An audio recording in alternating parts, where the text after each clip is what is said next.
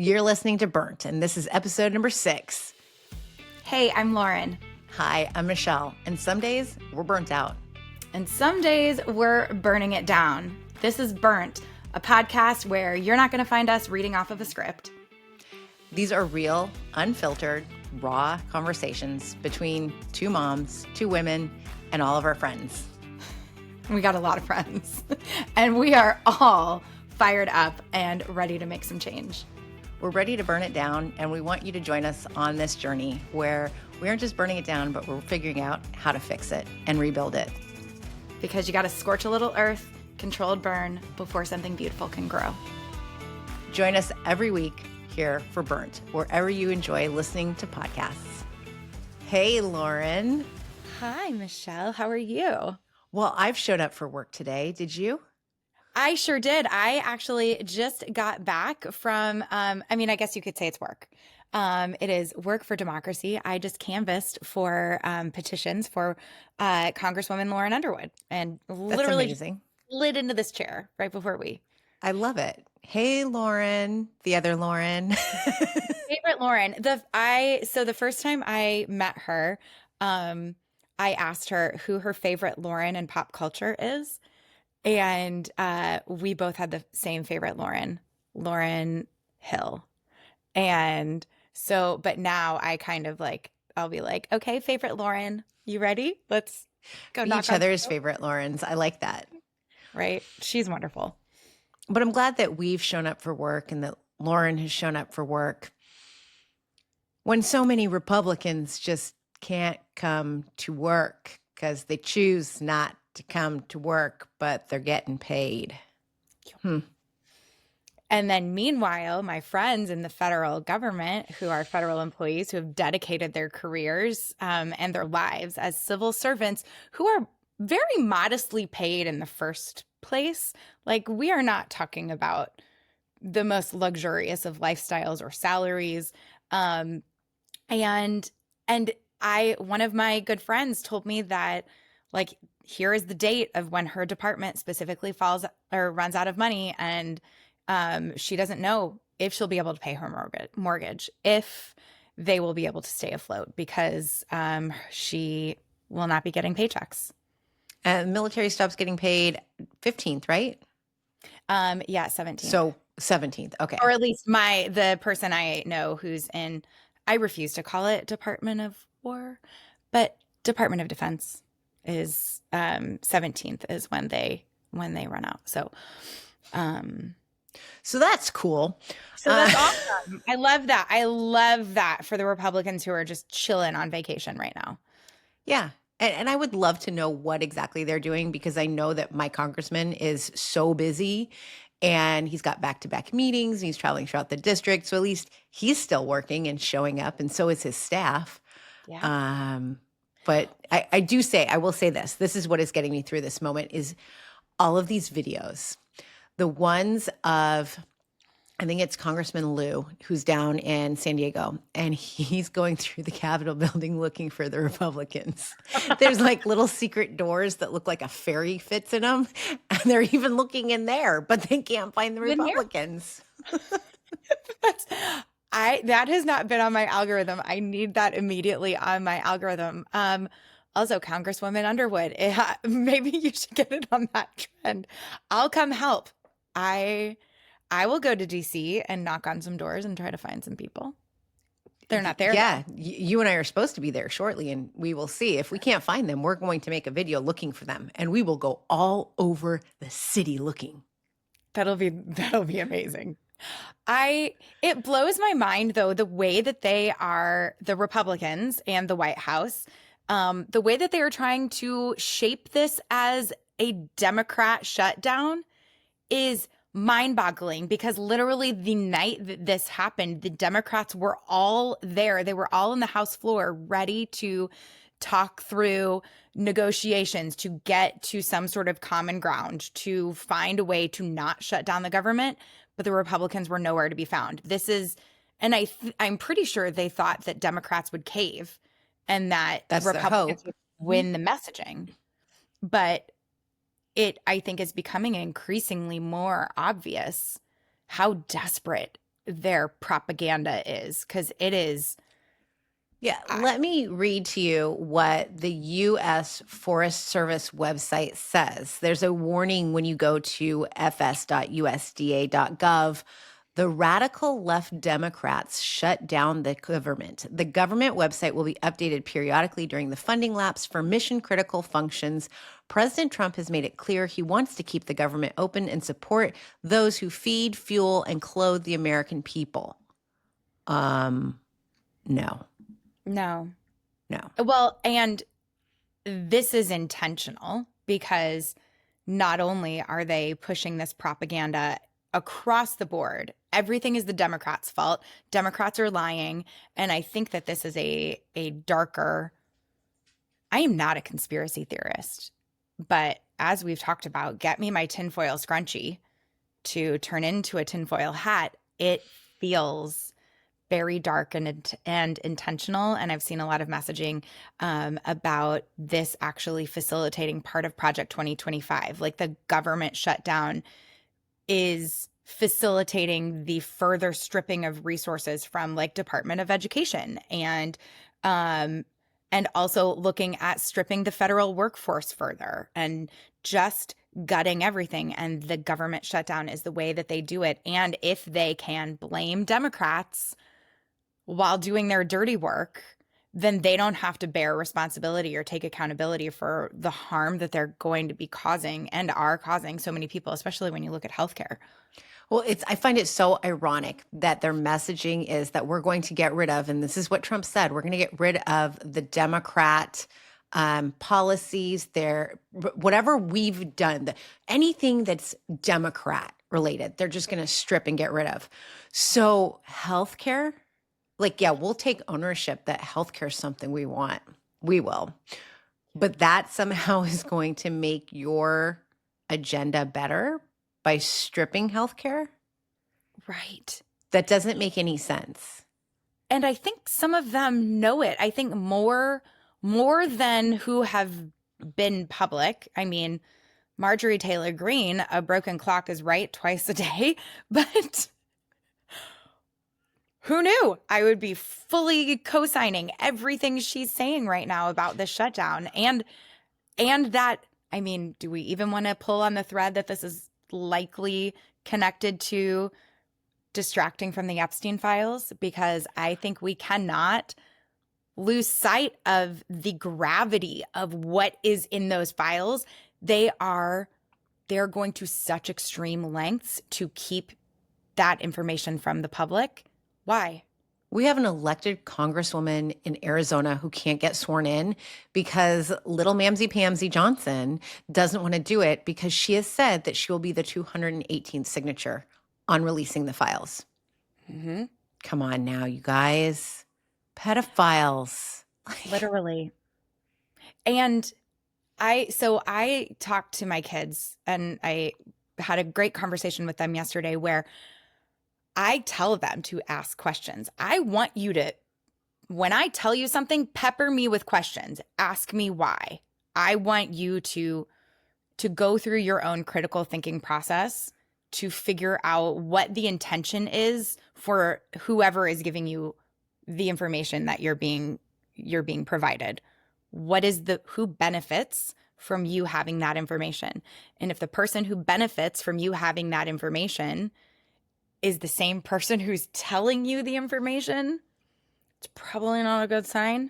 Like the way that they landed yesterday was they said, well, the people who benefit from what you're telling us right now are the trans community, LGBTQ, immigrants, the Black community.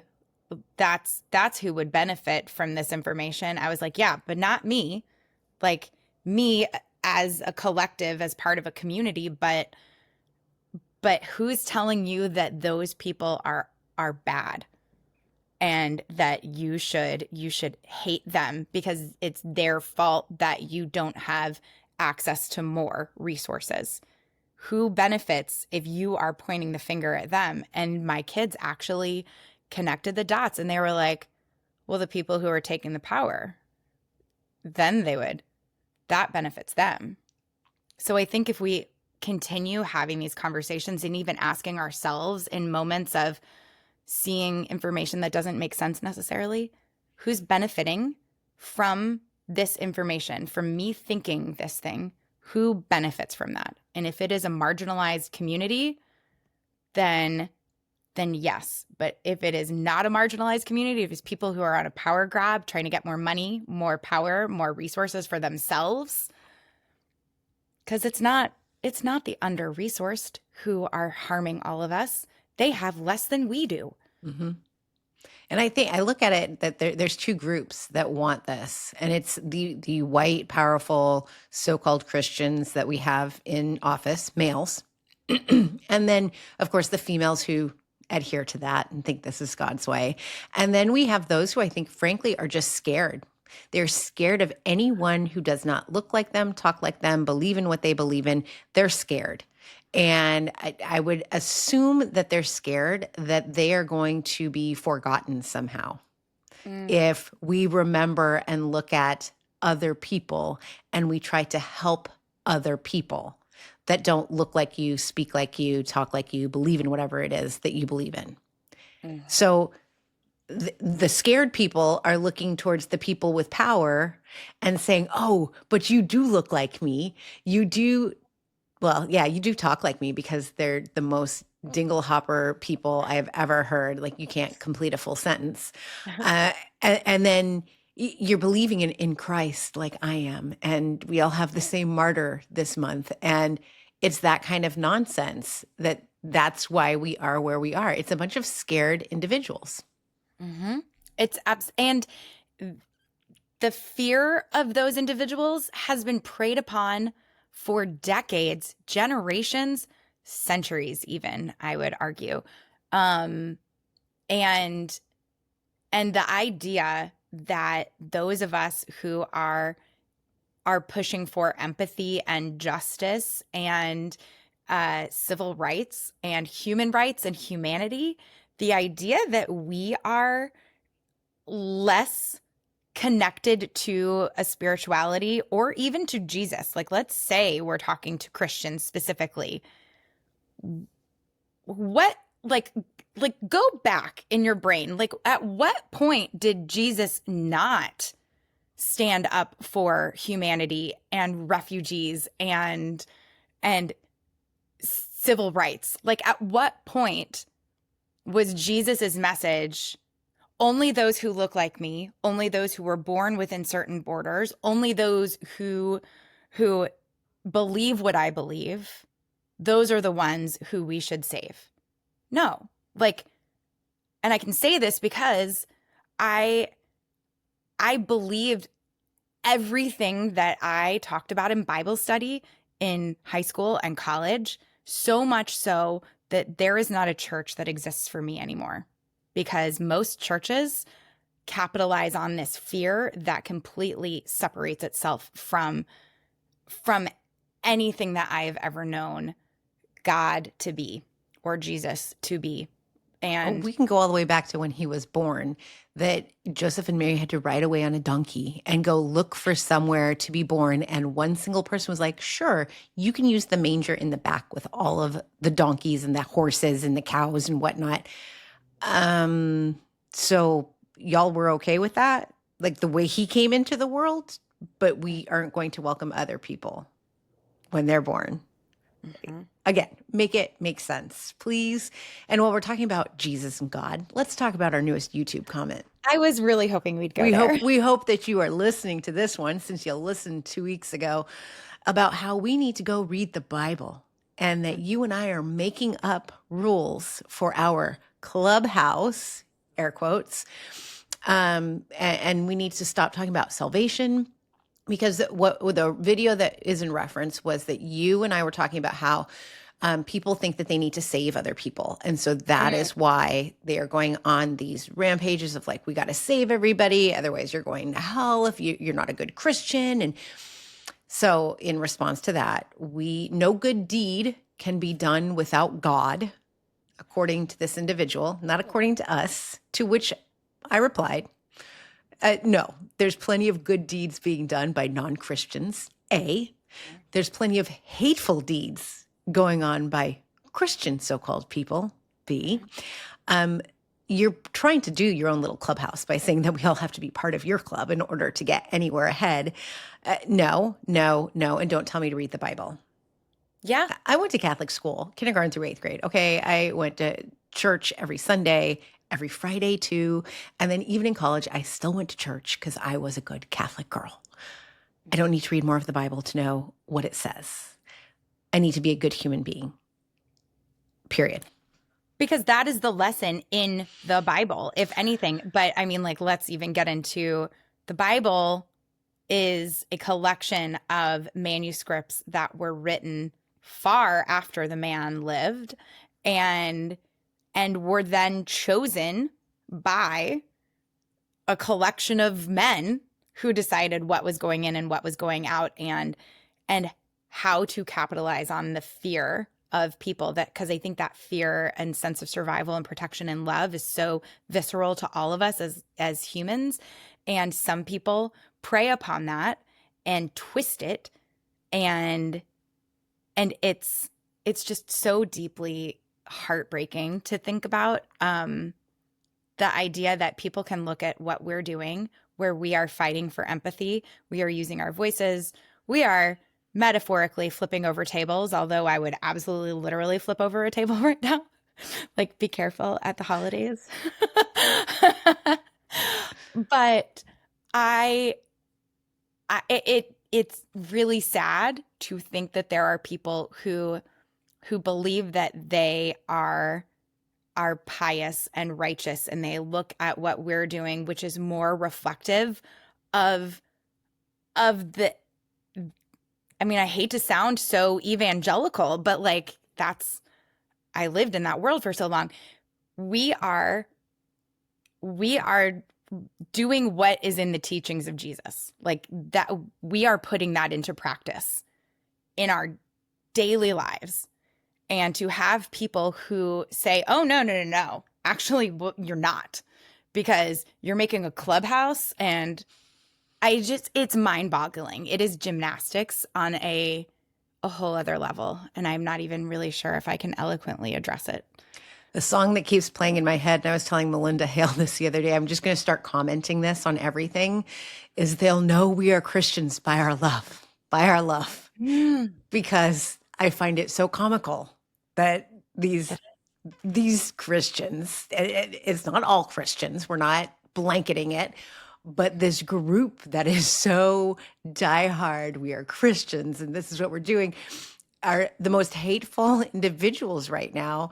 That song keeps playing in my head every time I see something that they're doing or read about it or watch a video of it. I'm like, this is how you want us to see you? Yep. Okay. We see your love. Yep. It's what loud is and that clear. Phrase? There's no hate quite like Christian love. Mm. And I mean, these same people, I'm seeing them in my comments where I referenced in Chicago, tensions are very high right now. I have lived here for over 20 years, and I have never felt this kind of tension before. And a priest was recently shot in the head with a pepper ball. And if you look at the manufacturer of the pepper ball, it straight up says, like, do not aim these at people, at body parts, let alone their head. And we have federal agents standing on rooftops firing pepper balls directly into the bodies of clergy. And there are people who are in my comment section who are claiming piety and Christianity as their mantle, and they're basically saying he deserved it. Like, and those people get blocked so fast. Didn't he get hit 7 times? I know there were 7 bullets, pepper ball bullets, and there was one that was a direct shot to the head. I saw that video. Yeah.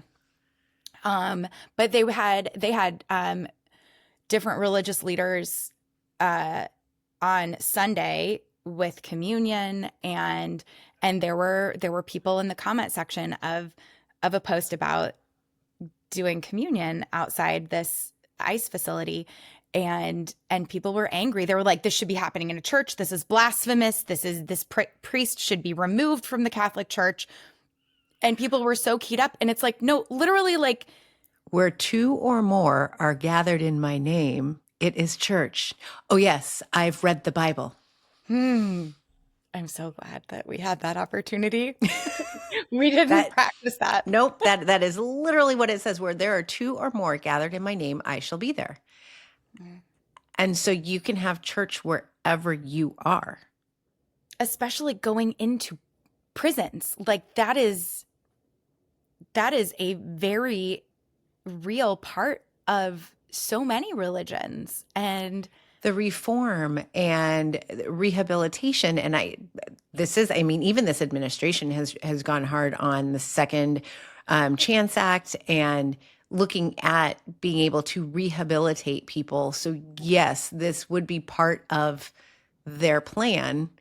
And yet either you're uninformed and don't know that religion is part of their plan to rehabilitate, or you just want to be right. Yeah. Yeah. I think people, there are a few people in my life where I have decided my understanding of it is they would rather believe that they are right than have a conversation with me to find common ground and understand my point of view, because they want to stay in their belief that they are right. Because I think ever admitting that you were wrong is that's what it is. That's what it is. It's not that they don't want to have a conversation with you and to listen. I think that there has to be, this is my belief and kind of my hope, that there is a lot of people who have been okay with all of this. But if they were to open themselves up to a conversation, they would be admitting that they're wrong. And human beings in general, we don't like to be wrong. I don't like to be wrong. Like my kids hate being wrong. Like heaven forbid you prove them wrong. Mm-hmm. So either we have to get comfortable with being uncomfortable in being wrong. And I think that that's really what grownups do. That's what maturity is, to say, you know what? I was wrong. And I apologize if it hurt somebody, but I was wrong. And I now know where I have to go, what I have to say, the position that I take. And I think if we want to have some maturity in this country, then we have to be able to admit when we are wrong. And I think that right now we're looking, I know that we talk about this, my husband and I, all the time. I said, I will never regret where I stand right now in this moment, because I know I'm not wrong. I am not wrong in standing up for other people. There is not a bone in my body that feels, uh-oh, am I saying the right thing? Am I doing the right thing? Should I really be standing up for these people? Oh, hell yes. So it's those others who are not doing this work. You're wrong. You just are. You're wrong.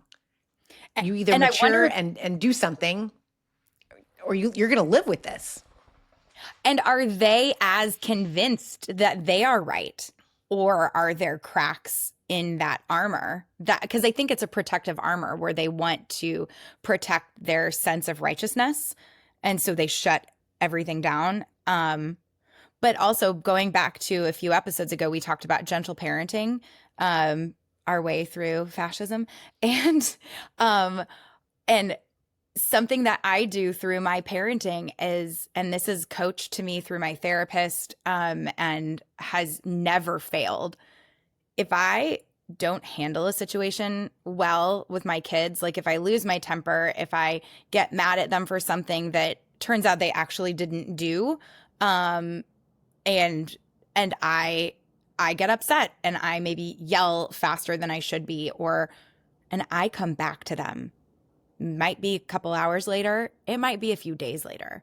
But if I come back and I say, hey, I've been thinking about that situation. I really wish I would have handled that differently. I'm sorry. I messed up. And I had my own stuff going on that I was working through and thinking about.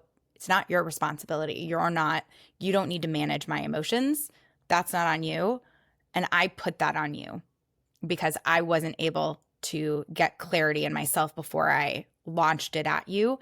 And so I think that taking that model there needs to be a space for people to come back and say, hey, I really got that wrong.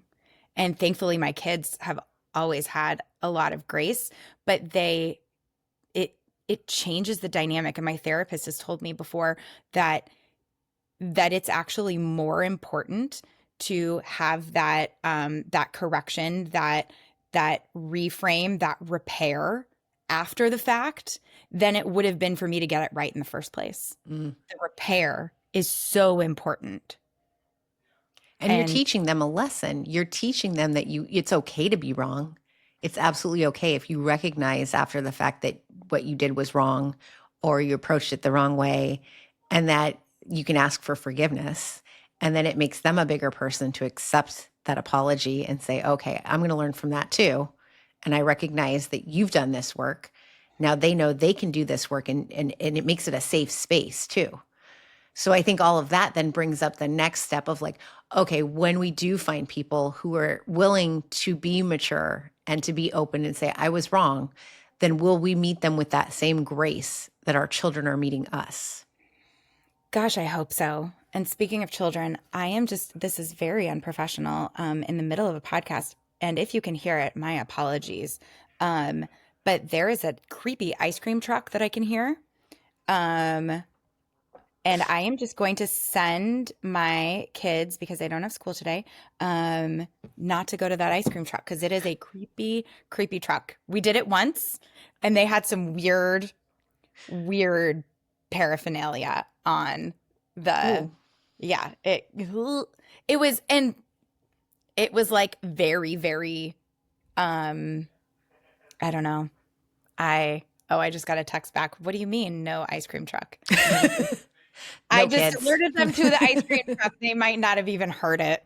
But it's that sense of protection, like we want to protect ourselves. We want to protect our families, protect our kids from different threats. And I am confident that people who are in this headspace right now, that especially if they're listening to this, that are on the other side of the ideological spectrum, they are doing it out of a sense of protection for themselves and their families because they think that that is what they need to do to protect themselves either now or in the afterlife.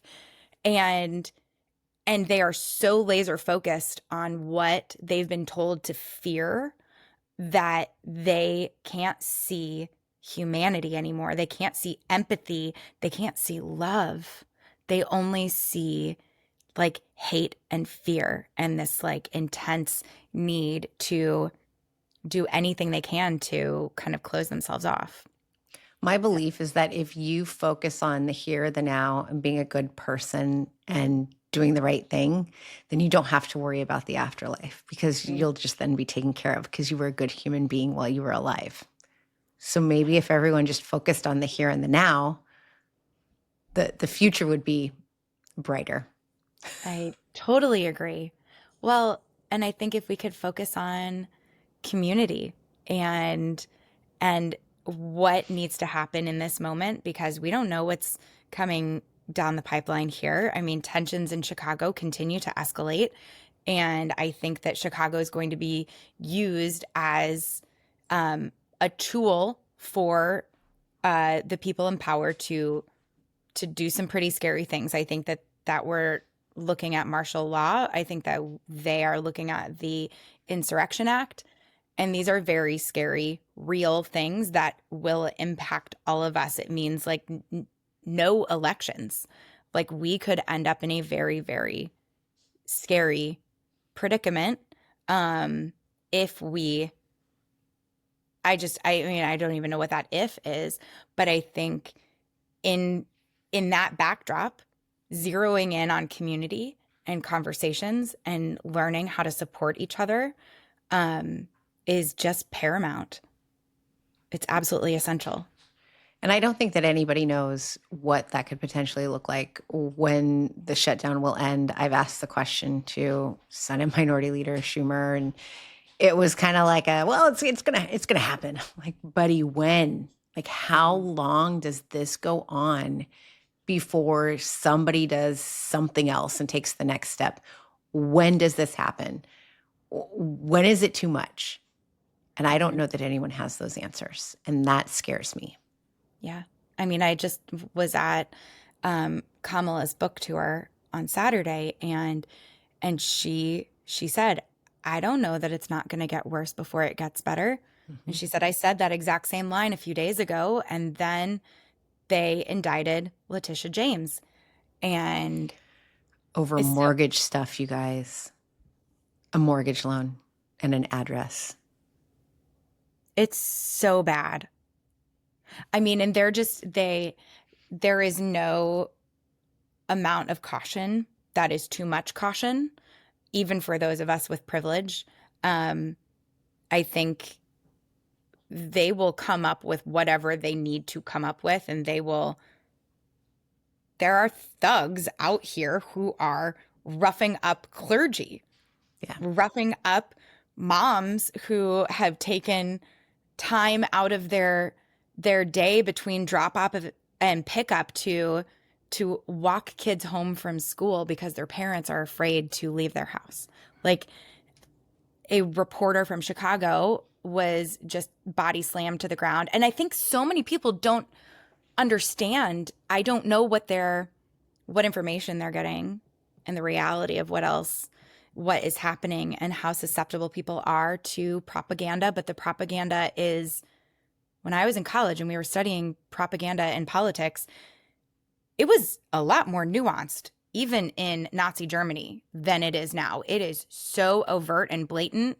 I don't know how people could look at that and not be like, huh? That something's not right about this. Yeah.